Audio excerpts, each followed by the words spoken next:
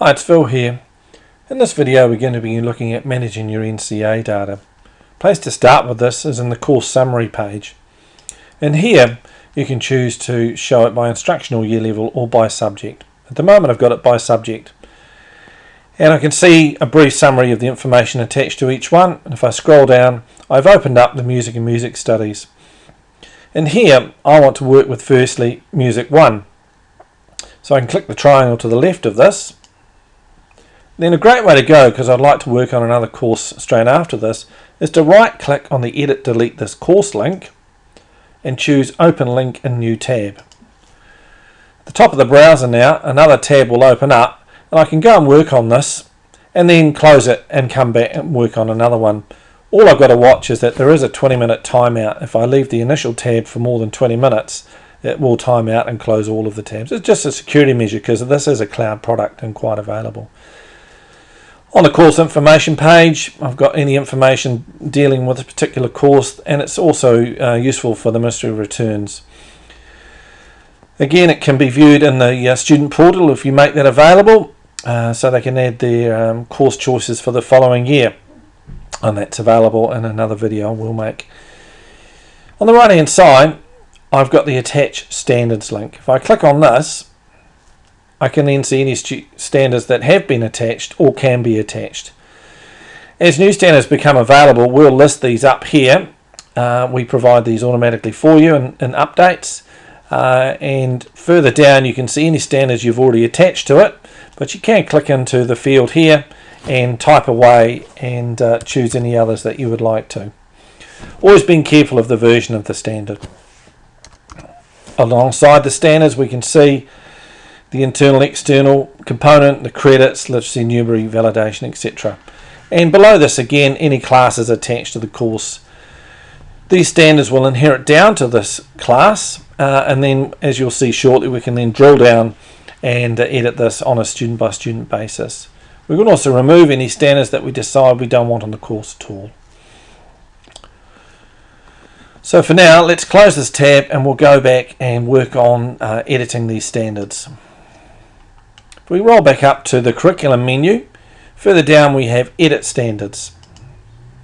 And here we can filter down to particular courses or students or standards or even a particular instructional year level. Let's go and look at our music.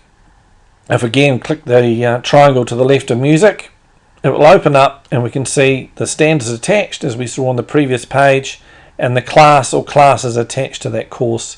We can open that up and it'll list the students that we've got attached to this particular class. And then from here we can choose to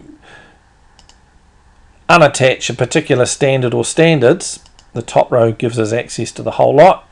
Or we can go to an individual student and say, no, they're not doing that particular standard or that one.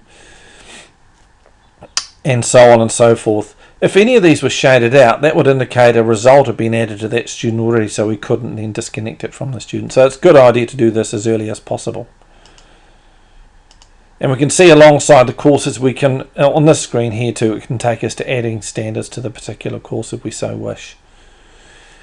If you want to start with the grid all over again with another subject, it's probably just as quick to reset the filter and it closes all the tabs and we can then start all over again with another particular course.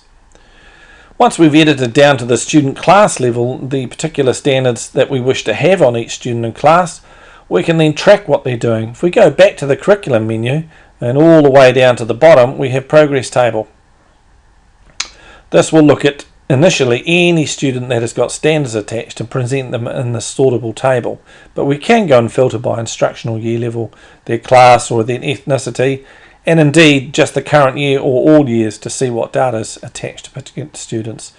Early in the year we probably want to sort the possible total column, and in here we can see now in descending order the number of credits attached to the students, and we've got a range of other choices as the year goes on.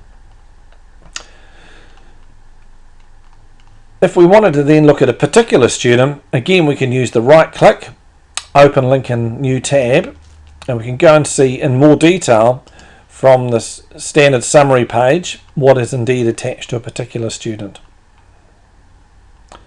And again, as the year progresses, these will be automatically updated, and it's the place to go if you wanted to look at a particular student's data before it's uploaded to NCEA in one of the submissions that you send through. Note there is a second tab on here, Credit Summary, and it provides a summary of data on that particular student. And you can choose to filter up the top here, current students and or leavers if you so wish. Another area to be looking at to do with your NCEA data is under the billing information. If we click on this, it'll give us the choices to get a billing summary, what assistance needs to be applied to particular students, to give a single invoice to a student, or bulk invoice a whole range of students. And that is something probably more relevant later in the year, but you can go here at any time and be adding this data as required.